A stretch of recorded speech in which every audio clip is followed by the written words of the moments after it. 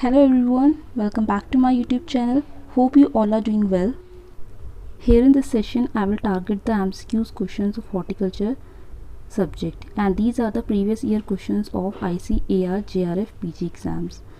This will include the questions from the year 2019 to 2023. So these previous year questions will help you to crack the exams right now. So in this session we will discuss about horticulture subject, but in earlier video lecture I will discuss about the questions related with the agronomy course. Now we will discuss about horticulture. So before starting the video, make sure you have subscribed this channel by pressing the bell icon and like and share this video more and more. Now we'll start the question, and here I am going to discuss the total top 50 MCQs questions which are very helpful to crack the exams right now. Now here we discuss the previous year questions. The first question is, the term allelopathy was coined by. ये question पूछा गया था last year 2023 में ही. तो allopathy term किसने coin करा है? Options are scientist दिए हैं, हॉल्म, हर्पर, मॉलिश, अर्नन. ओके, देखो यहाँ पे हम फटाफट, क्योंकि 50 क्वेश्चन डिस्कस करने हैं तो ज़्यादा एक्सप्लेनेशन नहीं हो पाएगा, बट फिर भी हम थोड़ा देख लेते हैं कि एलोपैथी क्या होता है. ठीक है, एलोपैथी एक ऐसी कंडीशन होती है जब प्लांट्स कुछ एक क्रॉप स्पीशीज़ क्या करती है, कुछ केमिकल रिलीज आउट करती है ताकि दूसरी क्रॉप स्पीशीज़ को वो उसकी ग्रोथ को सप्रेस कर सके. ठीक है, तो एक प्लांट स्पीशीज़ जब कुछ केमिकल रिलीज़ करेगी दूसरी प्लांट स्पीशीज़ को सप्रेस करने के लिए, by the release of that chemicals, उन केमिकल्स को हम बोलते हैं एल्लो केमिकल्स. और ये प्लांट की may be generally in most of the cases जो देखा गया है कि जो रूट्स होती हैं वहीं से रिलीज़ होते हैं. तो रूट्स दूसरे क्रॉप्स के कॉन्टेक्ट में आके दूसरे क्रॉप की जो ग्रोथ है उसको सप्रेस करने का काम करती है. ठीक है, तो इसी फिनोमिना को जो है एलोपैथी कहा जाता है. क्वेश्चन यहाँ पर है टर्म किसने दिया है, तो टर्म दिया है ऑप्शन सी, मॉलिश ने. ध्यान रखना है, मॉलिश साइंटिस्ट ने एलोपैथी टर्म कॉइन करा है. ठीक है, नेक्स्ट क्वेश्चन पे चलते हैं. Question number 2 is, which one of the following is a dioecious mutant of papaya. ठीक है, डाइशियस म्यूटेंट ऑफ पपाया पूछा है. ऑप्शन है solo, पूसानन्ना, CO5, CO7. Simple question थे. वो पपाया में आपको पता है दो तरह की वैराइटीज़ होती हैं, डाइशियस एंड गाइनोडाइशियस. यहाँ पे डाइशियस में पूछा है, वो भी म्यूटेंट पूछा है. तो पपाया से म्यूटेंट का एक ही क्वेश्चन बनता है, म्यूटेंट पूछा है प्लस डाइशियस भी है, तो वो हमारा हो जाएगा ऑप्शन बी, दैट इज़ पूसानन्ना. ठीक है, आगे चलेंगे क्वेश्चन नंबर 3 पे. क्वेश्चन 3 इज़, ओके, यहाँ पे आपको दो स्टेटमेंट है, असर्शन एंड रीज़न का. ठीक है, असर्शन में बोला गया है, high rainfall and long photo period promotes wine growth and reduce the tuber yield और स्वीट पोटैटो. तो जो स्वीट पोटैटो है उसके केस में बताया गया है कि अगर रेनफॉल बहुत ज़्यादा हाई होती है और फोटो पीरियड बहुत लंबा हो जाता है तो इसके कारण क्या होता है कि जो वाइन की जो ग्रोथ है उसमें क्या होता है कि ग्रोथ तो होती है लेकिन उसका जो ट्यूबर ईल्ड है, तो इसमें ये सिंपल बोला गया है वाइन ग्रोथ प्रमोट होगी और जो ट्यूबर की ईल्ड है, ट्यूबर जो हम उसका खाने वाला पोर्शन है उसकी ग्रोथ जो है वो कम हो जाएगी. ठीक है, दो कंडीशंस अगर होंगी तो. इसका रीज़न दिया गया है कि रीज़न देखते हैं. रीज़न है temperature less than 25 degree Celsius found critical for tuberization in sweet potato. यानी क्रिटिकल टेम्परेचर बताया है स्वीट पोटैटो में हम जो खाते हैं ट्यूबर, उसके प्रोसेस, उसके बनने की जो प्रक्रिया होती है ट्यूबराइजेशन, उसमें अगर उस दौरान 25 डिग्री से टेम्परेचर कम हो जाता है तो ट्यूबर फॉर्मेशन जो है वो क्रिटिकल हो जाएगा. दो स्टेटमेंट हैं. ठीक है, दोनों ही स्वीट पोटैटो के बारे में है. ठीक है, पहली स्टेटमेंट जो बोल रही है वो रेनफॉल और फोटो पीरियड कंडीशन को लेके बोल रही है कि इस कंडीशन में वाइन ग्रोथ होगी, ट्यूबर ग्रोथ नहीं होगी. दूसरा स्टेटमेंट बोल रहा है कि ट्यूबराइजेशन का क्रिटिकल टेम्परेचर क्या है. ठीक है, तो अगर हम इस स्टेटमेंट को प्रॉपरली ऑब्जर्व करें तो हम देख सकते हैं कि जो फर्स्ट स्टेटमेंट है वो करेक्ट है, लेकिन स्वीट पोटैटो की ट्यूबराइजेशन का जो टेम्परेचर बताया है वो क्रिटिकल, वो चीज़ ठीक नहीं है. तो यहाँ पे इस केस में ऑप्शन क्या होगा, ए स्टेटमेंट ठीक है लेकिन रीज़न उसका जो है करेक्ट नहीं है. तो इस केस में ऑप्शन सी जो है यहाँ पे ठीक हो जाएगा. अब देखेंगे क्वेश्चन 4. फोर्थ क्वेश्चन भी अगेन असर्शन दे रखा है, in monocot plants grafting is difficult with low percentage of takes as compare to dicot, यानी मोनोकॉट में अगर हम ग्राफ्टिंग करेंगे तो उसका सक्सेस रेट कम होता है as compare to dicot. Second है reason, monocots have vascular bundles scattered throughout the stem as compare to dicots. तो इस केस में भी अगेन हमारा जो फर्स्ट स्टेटमेंट है एसर्शन वो तो ठीक है, लेकिन इसका जो रीज़न है वो रीज़न जो है वो ठीक नहीं है, ठीक है। तो यहाँ पे भी हमारा जो ऑप्शन सी है वो हमारा सही हो जाएगा, A is true but R is false. Fifth question, यहाँ पे दो स्टेटमेंट्स हैं, ठीक है, इनको देखते हैं। फर्स्ट स्टेटमेंट हमारा क्या कह रहा है, first statement is the term heterosis was first used by Shull, ठीक है, 1914 में, and is defined as the superiority of an F1 hybrid over both of its parents in term of yield and some other characters, ठीक है। Next statement है genetic basis of heterosis is explained by the two main theories, namely dominance hypothesis and over dominance hypothesis, ठीक है। तो जो ये वाला question है, इस क्वेश्चन को अगर हम देखें तो स्टेटमेंट 1 जो है वो बिल्कुल ठीक है, हेट्रोसिस के बारे में बताया है, हेट्रोसिस टर्म किसने कॉइन करा है, उसका मीनिंग क्या है, इसका मीनिंग भी बिल्कुल ठीक लिखा है यहाँ पे, ठीक है। लेकिन जो सेकंड स्टेटमेंट है कि जेनेटिक बेसिस और जो थ्योरीज थी वो एक्सप्लेन हुई है, ये स्टेटमेंट जो है इनकरेक्ट है। तो फर्स्ट स्टेटमेंट करेक्ट है, सेकंड जो है इनकरेक्ट है, तो ये ऑप्शन सी जाएगा, statement 1 correct but statement 2 incorrect है। Next question 6, arrange the following according establishment year of institute और ऑर्गेनाइजेशन। आप इन सब के जो ईयर ऑफ एस्टैब्लिशमेंट है उनके एक क्रोनोलॉजिकल ऑर्डर में हम इनको अरेंज करना है, ठीक है। यहाँ पे दिया है Indian institute of vegetable research, Indian society of horticulture research, Indian society of vegetable sciences, next the horticulture science of India, next है Indian council of agriculture research, ठीक है। अब आपको यहाँ पे इनका जो ईयर ऑफ एस्टैब्लिशमेंट है उनके अकॉर्डिंग इनको अरेंज करना है। ऑप्शंस देखो इस तरह से दिए हैं, आप देख सकते हैं। तो सबसे पहले हम इनका ईयर ऑफ एस्टैब्लिशमेंट देखते हैं क्या है। तो अगर आपको इनका ईयर एस्टैब्लिशमेंट याद है देन आप इसको सॉल्व कर लेंगे, ठीक है, इस क्वेश्चन का आंसर, ठीक है। लेकिन अगर किसी को नहीं पता है तो यहाँ पे हम देख लेते हैं। सबसे पहले अगर हम बात करें Indian institute of vegetable research, IIVR short में बोलते हैं, ये जो है वाराणसी में है लोकेटेड, ठीक है।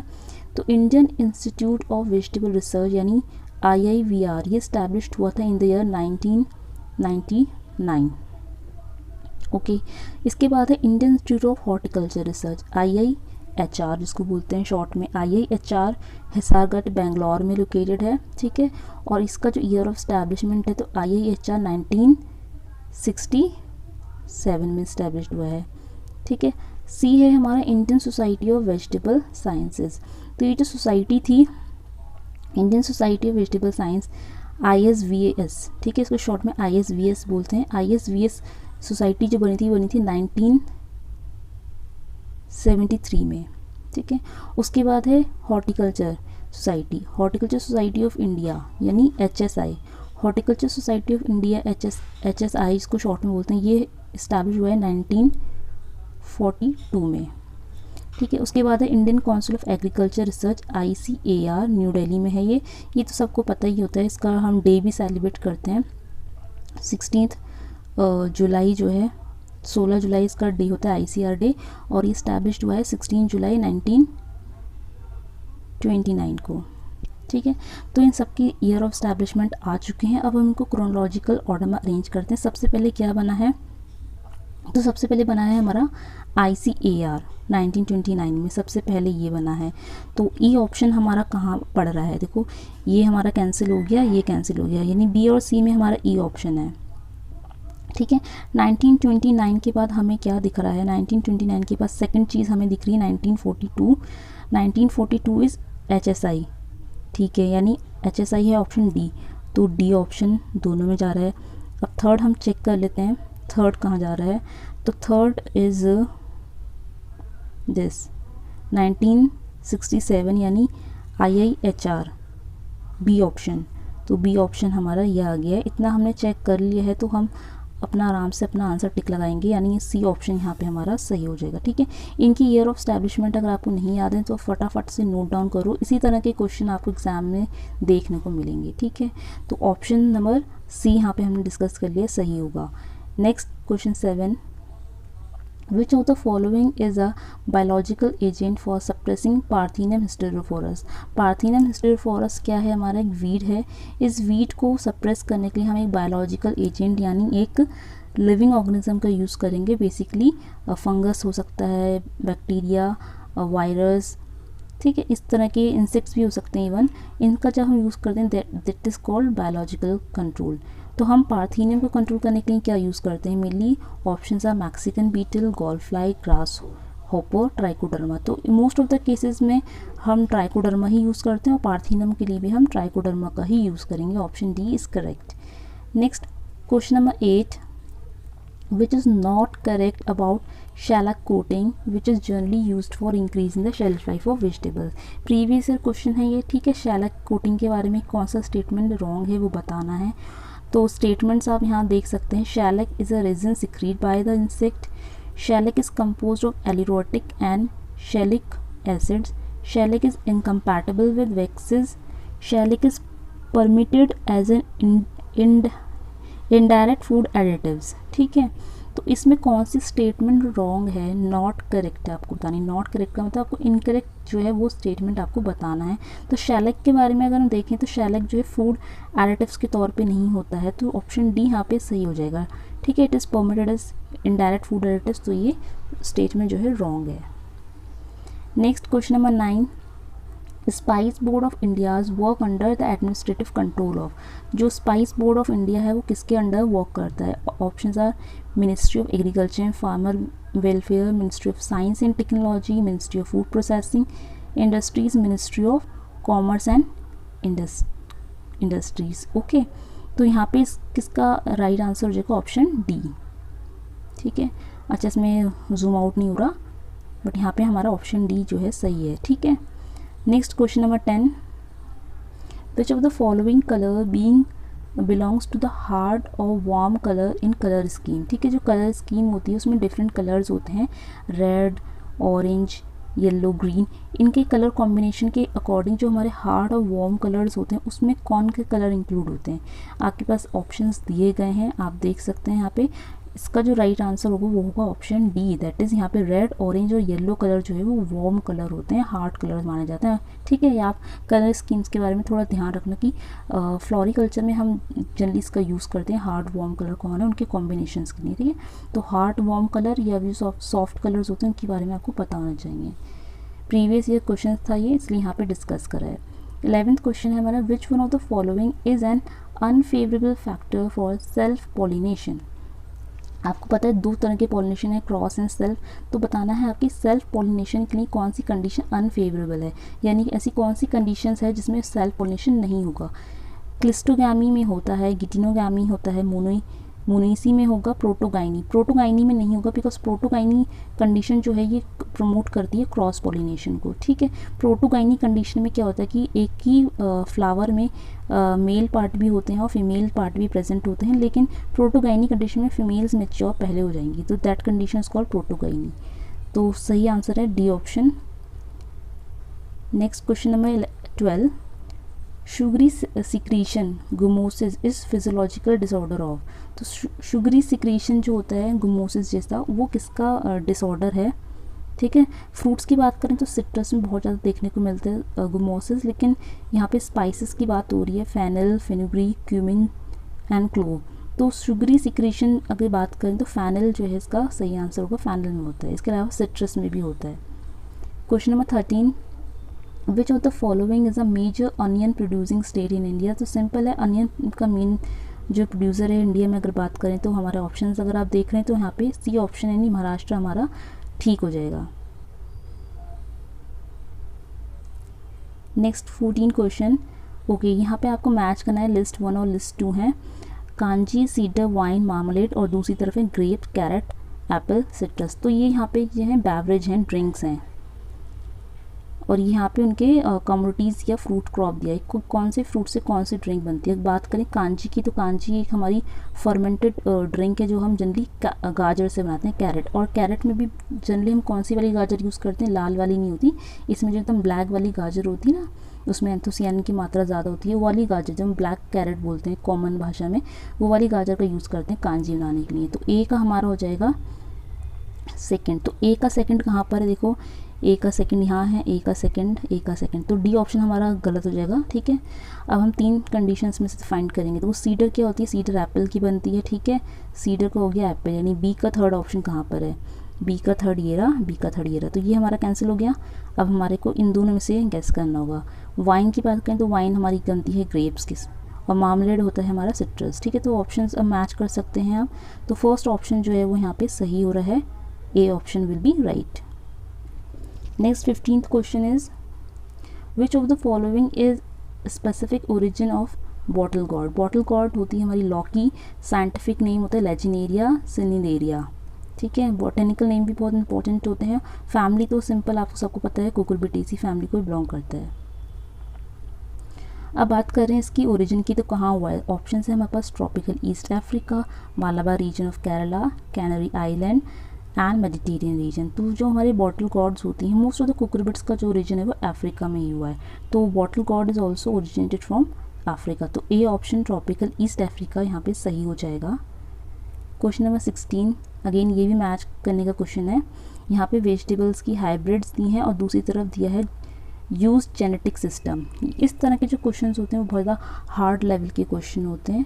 ठीक है, और ऐसे क्वेश्चन थोड़े कम देखने को मिलते हैं बिकॉज बहुत ज़्यादा हार्ड होते हैं। यहाँ पे पर्टिकुलरली आपसे पूछा है कि कौन सी स्पेसिफिक मेथड से हमने वेजिटेबल हाइब्रिड जो है डेवलप करी है। ठीक है, तो इस क्वेश्चन का आंसर जो है बहुत कम लोगों को शायद पता होता है। ठीक है, हाँ, अगर हम बात करें पूसा, पहला हमारे यहाँ पे हाइब्रिड है पूसा नवज्योति, फिर है Pusa hybrid 2, Pusa seedless cucumber 6, CH1। ठीक है, तो यहाँ पे अगर हम बात करें तो पूसा हाइब्रिड जो ए ऑप्शन है ये जो है डेवलप्ड हुई है, पूसा नवज्योति मेनली डेवलप्ड हुई है CMS सिस्टम के थ्रू। ठीक है, तो ए का जो है वो सेकंड ऑप्शन होना चाहिए, ए का जो सेकंड ऑप्शन है वो यहाँ पर है।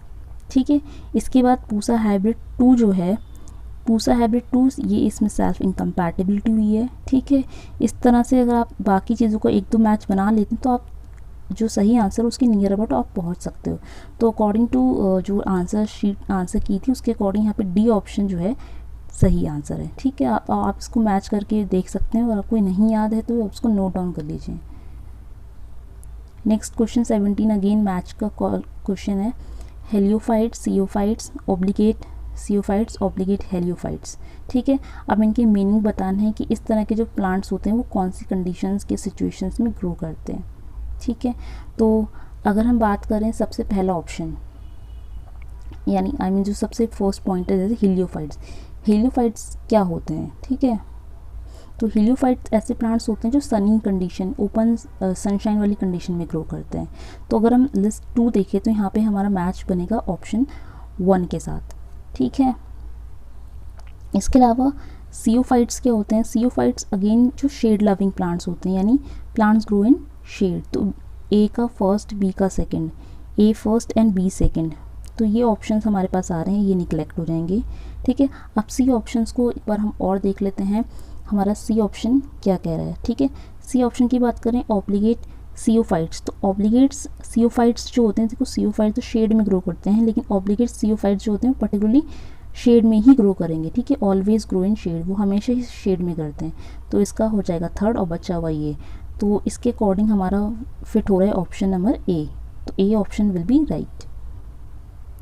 Next question 18, annual water requirement of banana. तो वाटर की जो रिक्वायरमेंट है in case of banana millimetre में आपको बताना है वो कितनी रहती है। तो ऑप्शन हैं 500 to 700 मिलीमीटर, 800 to 1000 मिलीमीटर, 1200 से 2200 मिलीमीटर, 2500 to 300 मिलीमीटर। तो बनाना की जो रिक्वायरमेंट है, ठीक है, तो इस क्वेश्चन का जो सही आंसर था, आंसर की में वो दिया था option C, that is 1200 to 2200 millimetre. Next question number 19 is Petria volubilis, a light climber with beautiful flowers belonging to which of the following family। तो ये साइंटिफिक नेम दिया है यहाँ पे और उसकी फैमिली बतानी है, ठीक है। तो family options are Begoniaceae, Verbenaceae, Polygonaceae, Convolvulaceae. तो इसका जो राइट आंसर था दैट इज ऑप्शन बी, वर्बिनिएसी।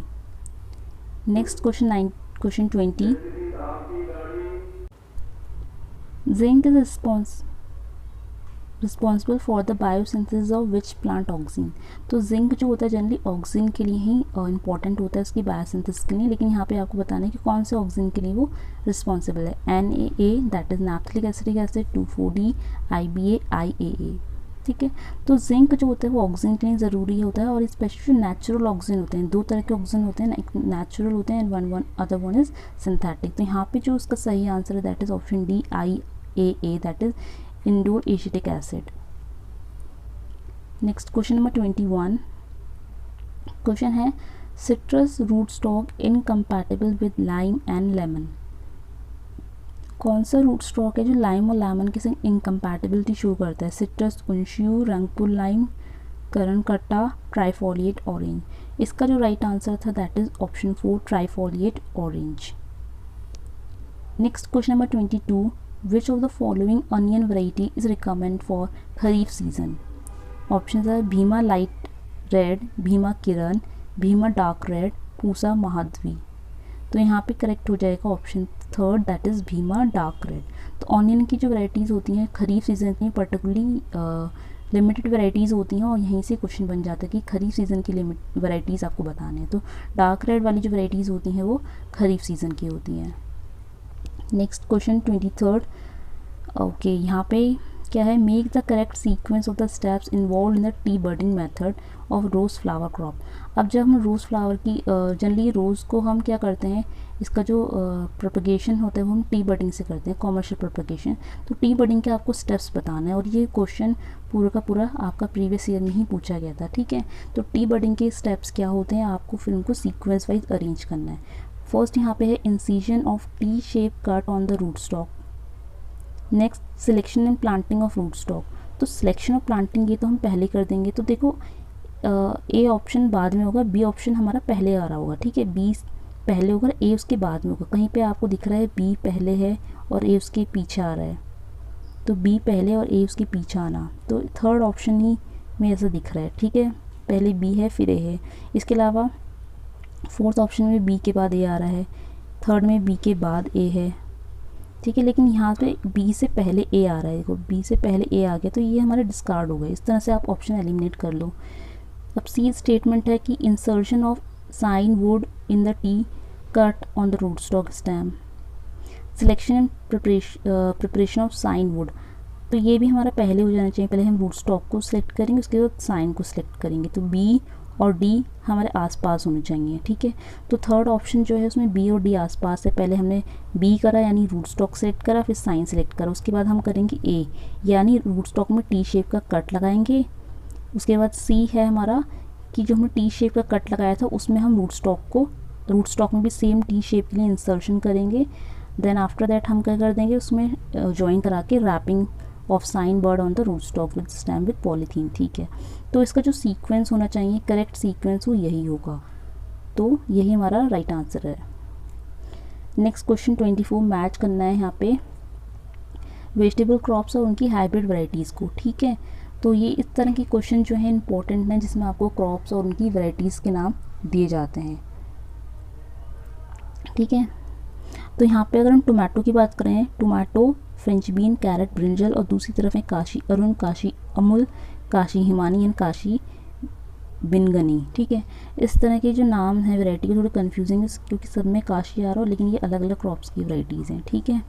तो अगर हम इसका सही आंसर देखें तो सही आंसर में इसको मैच करते हैं। पहले टोमेटो की बात करें तो टोमेटो की जो वैरायटी होती है वो है काशी अमुल। तो काशी अमुल जो है वो टोमेटो की वैरायटी है। कुछ कुछ आपको याद होने चाहिए, जैसे ए का सेकंड हो गया, ठीक है।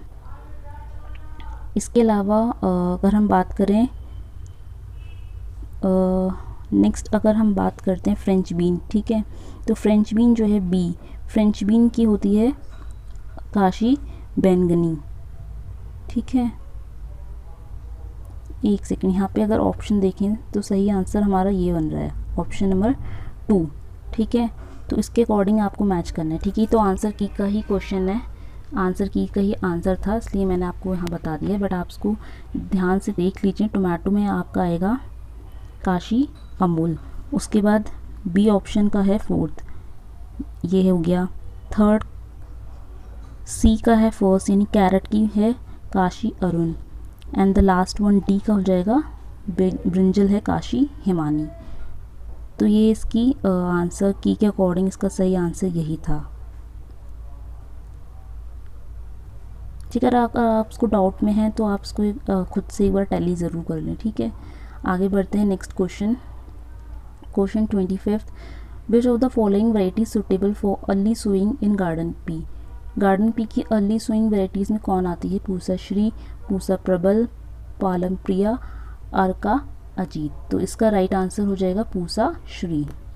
Next question number 26, what is the new name of Mughal garden of Rashtrapati Bhavan new Delhi India. आप सबको पता है अभी रिसेंटली जो मुगल गार्डन राष्ट्रपति भवन है उसका नया नाम आ चुका है, और उसका आप ऑप्शन देख सकते हैं, सिंपल क्वेश्चन था, उसका नया नाम है अमृत उद्यान। ठीक है, next question 27, which Coimbatore series of papaya is a selection for Washington.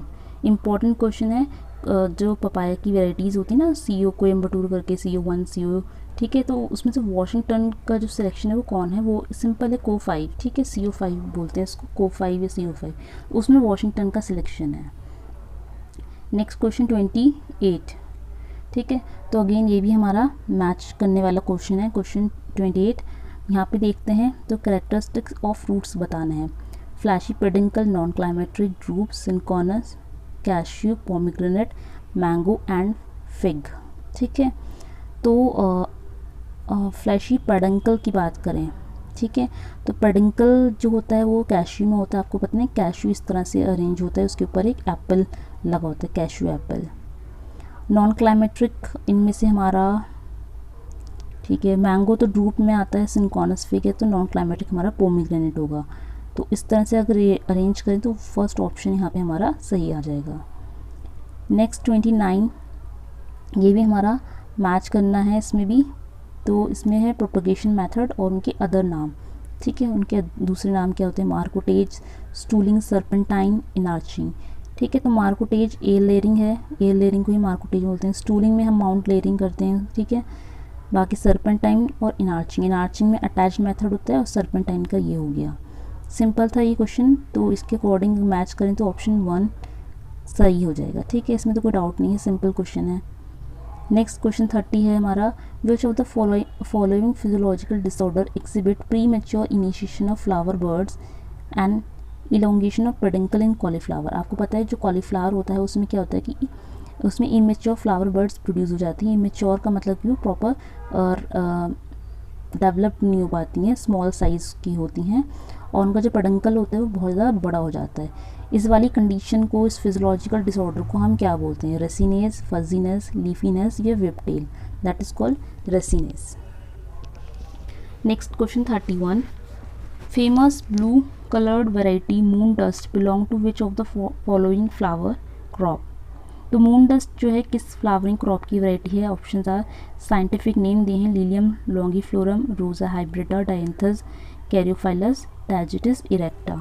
तो मून डस्ट किसकी वैरायटी है? ठीक है, तो यहाँ पे जो सही था दैट इज डायंथस कैरियोफाइलस। ठीक है, ये क्वेश्चन प्रीवियस ईयर में पूछा गया है और ये आंसर वहीं के आंसर की के अकॉर्डिंग यहाँ पे आंसर है ये। Next 32 question is, which of the following chrysanthemum cultivar were develop through induced mutation. ठीक है, क्राइजेंथेमम की कौन सी वैराइटीज़ जो है इसमें इंड्यूस म्यूटेशन हुआ है? ऑप्शंस आर, बीरबल सहानी, पूसा चैंटरी, पूसा केसरी, कुंदन। ठीक है, तो यहाँ पे इनके फिर ये ऑप्शंस दिए हैं, इसमें से आपको करेक्ट बताना है कि कौन सी 2 वेराइटीज़ हैं जो कि इंड्यूस म्यूटेशन के थ्रू डेवलप हुई हैं और ये क्राइजेंथेमम की वेराइटीज़ हैं। ठीक है, इस तरह के क्वेश्चंस आपके आ सकते हैं, इंपॉर्टेंट हैं। तो यहाँ पे इसका सही आंसर हो जाएगा BNC, यानी जो बी ऑप्शन है, पूसा चैंटिनरी और पूसा सी यानी कुंदन, ठीक है। तो ये 2 हैं जो इसमें इंड्यूस्ड म्यूटेशन हुआ है, and these are the varieties of chrysanthemum.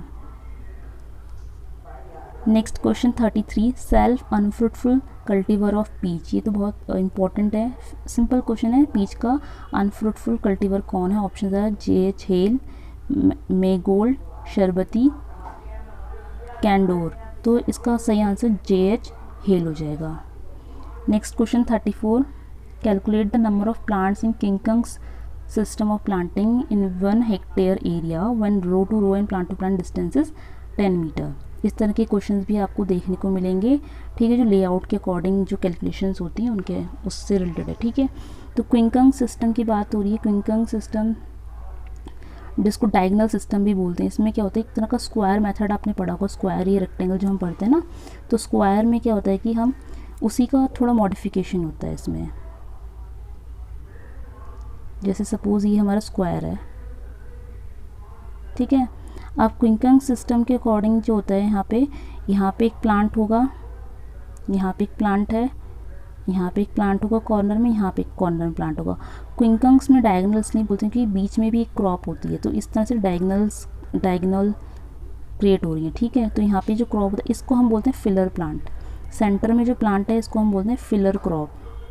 और जनरली फिलर क्रॉप जो सेंटर में लगता है वो कम हाइट का होता है, शॉर्ट ड्यूरेशन का होता है, जल्दी इसकी लाइफ ख़त्म हो जाती है, ठीक है। शॉर्ट ड्यूरेशन की क्रॉप हम ग्रो करते हैं, जनरली पपाया, गुआवा, इस तरह के छोटे छोटे क्रॉप्स को हम ग्रो करते हैं as a filler plant, filler crop.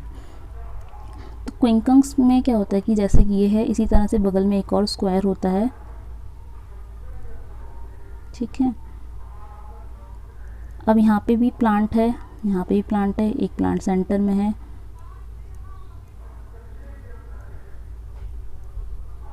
ठीक है।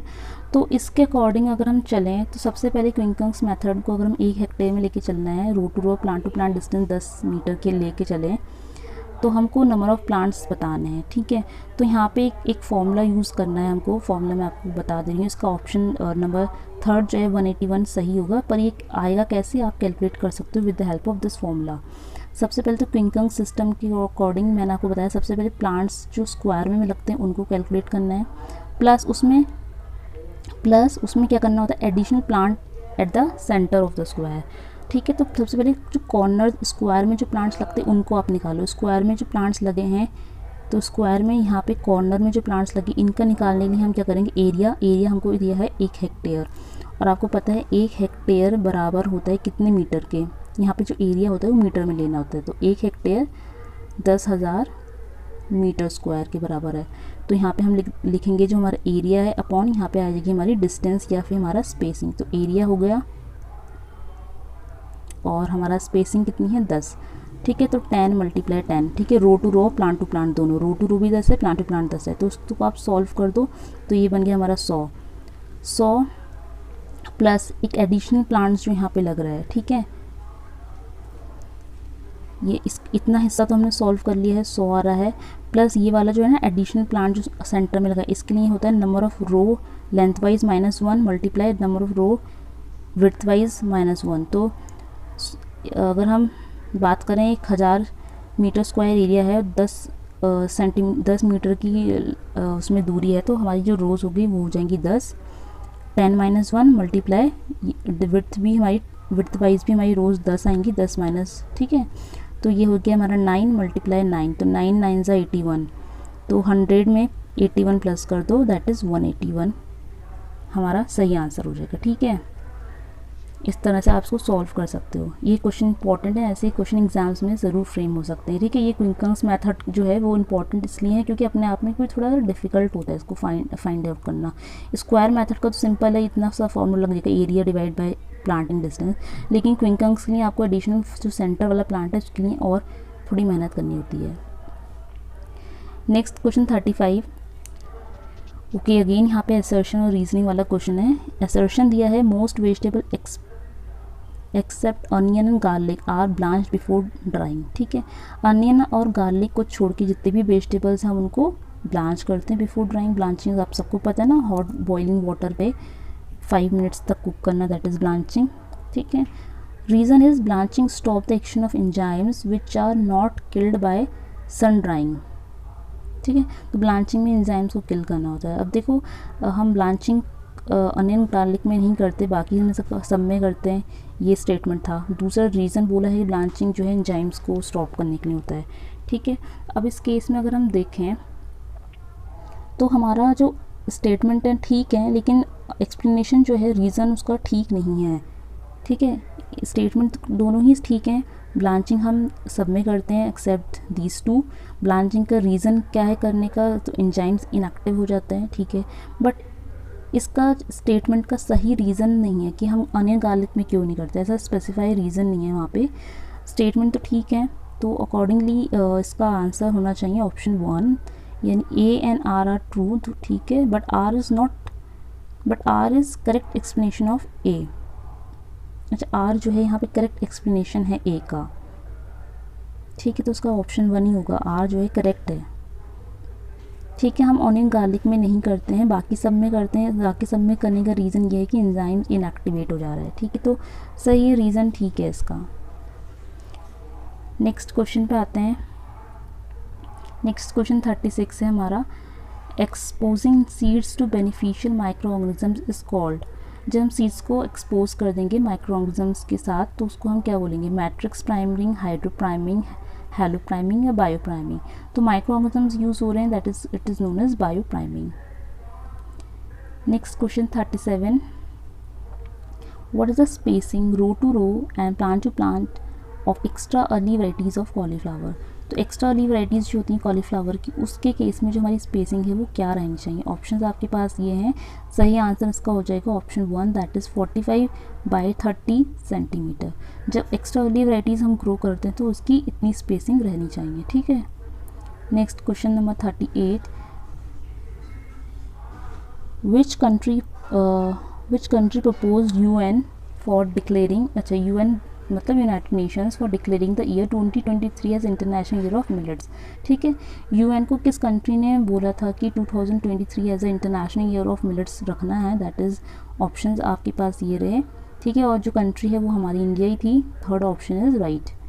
नेक्स्ट क्वेश्चन 39, परंपरागत कृषि विकास योजना was launch during the year. परंपरागत कृषि विकास योजना जो है कब लॉन्च हुई थी, 2000 में, 2005, 2010, 2015, ठीक है। तो कृषि विकास योजना एक बहुत इम्पोर्टेंट जो है, कृषि विकास कह रही हूँ, परंपरागत कृषि विकास, ठीक है। तो ये बेसिकली ये जो स्टार्ट हुई थी 2015 में हुई थी, ऑप्शन 4। और ये मेनली प्रमोट करती है ऑर्गेनिक फार्मिंग को, ये ऑर्गेनिक फार्मिंग को प्रमोट करने के लिए स्कीम आई थी, ठीक है। Next question 40, what is the centre of origin of fenugreek. Fenugreek यानी मेथी, और इसका ओरिजिन आपको बताना है कहाँ है, south east Europe and west Asia. Next China, Indo Myanmar region, north and south America, ठीक है। तो फेनुग्रीक जो होती है ये हमारी यूरोप साइड की क्रॉप है, ठीक है। साउथ ईस्ट यूरोप और एशिया का कुछ पार्ट भी यहाँ पे है, ठीक है। तो मेनली यूरोप आपको ध्यान रखना है।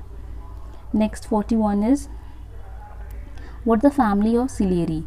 सिलेरी हमारी जो एक लीफी वेजिटेबल क्रॉप है सिलेरी, इसका ओरिजिन कहाँ, इसकी फैमिली क्या है, apiaceae, asteraceae, poaceae, amaryllidaceae. Right answer is apiaceae. Next 42, dicladispa armigera is a major pest of rice, wheat, sugar cane, gram,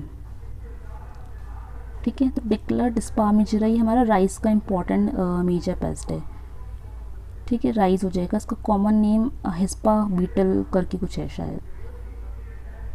question 43, which Apple cultivar is good pollinizer for all the delicious groups. Apple की जो delicious groups होती हैं उनके लिए बहुत अच्छा pollinizer कौन है। Option are Jonathan, Jonagold, Golden Delicious, Greensleeves. Right answer is option 3, that is Golden delicious.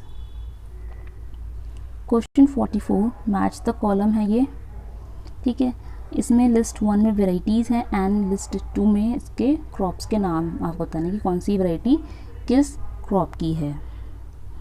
तो अगर हम बात करें अर्का मैजेस्टी है, पूसा, फूले अर्कता, अर्का मूल्या एंड मंजीरा, तो ये हमारी क्रॉप्स की वैराइटीज़ हैं, ठीक है। अब ऑप्शंस की यहाँ पे देखें, mango, guava, pomegranate and grapes.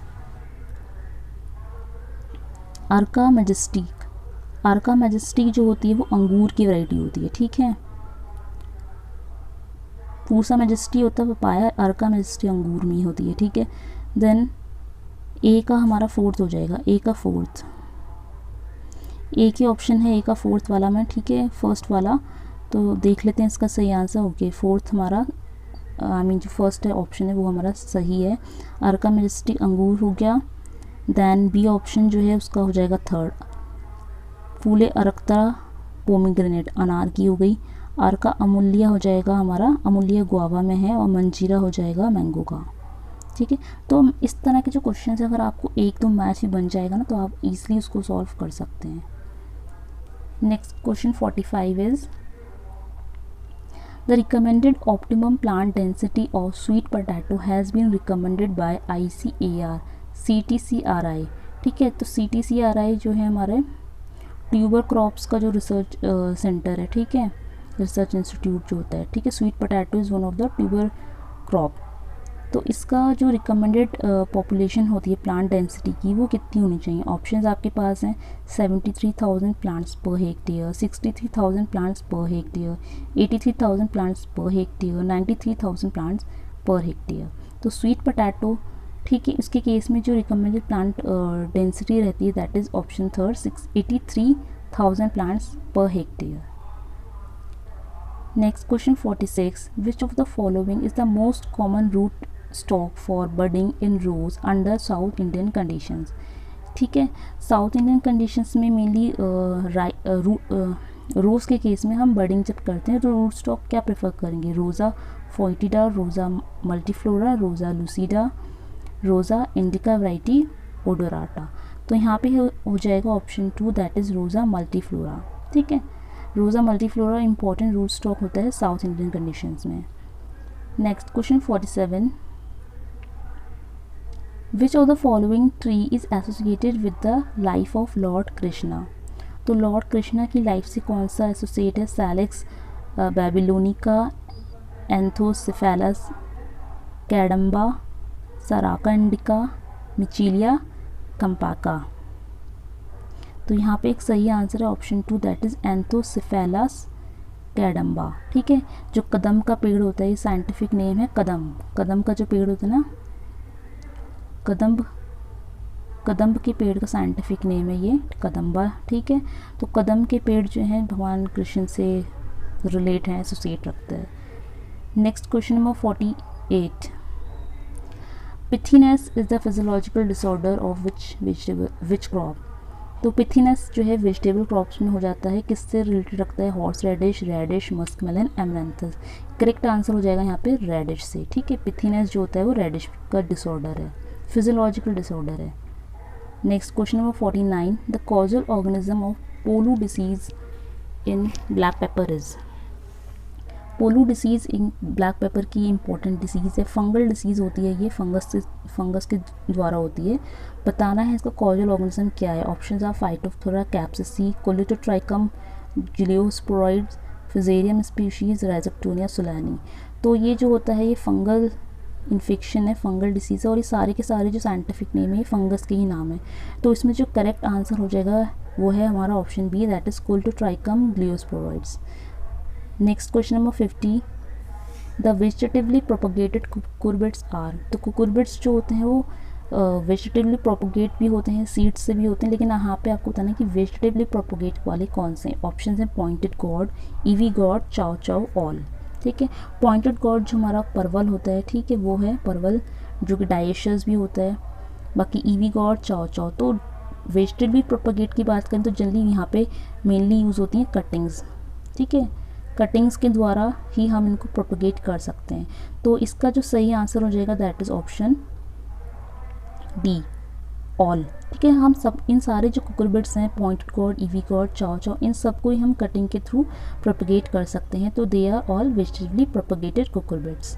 सो ये हमारे जो क्वेश्चन थे आज के टोटल 50 क्वेश्चंस ये हमारे डन हो चुके हैं। होप सो आपको वीडियो अच्छा लगा होगा। Thank you everyone for watching this video. और आपका जो एग्ज़ाम है 29 को शेड्यूल हो रखा है, उस एग्ज़ाम के लिए आप सबको all the very best. Hope so ये वीडियो आपके लिए हेल्पफुल रहा होगा। कल आपको एग्ज़ाम्स में कुछ ना कुछ क्वेश्चंस इस वीडियो से देखने को मिलेंगे। So all the best one and all. मिलेंगे नेक्स्ट वीडियो में नेक्स्ट क्वेश्चंस के साथ।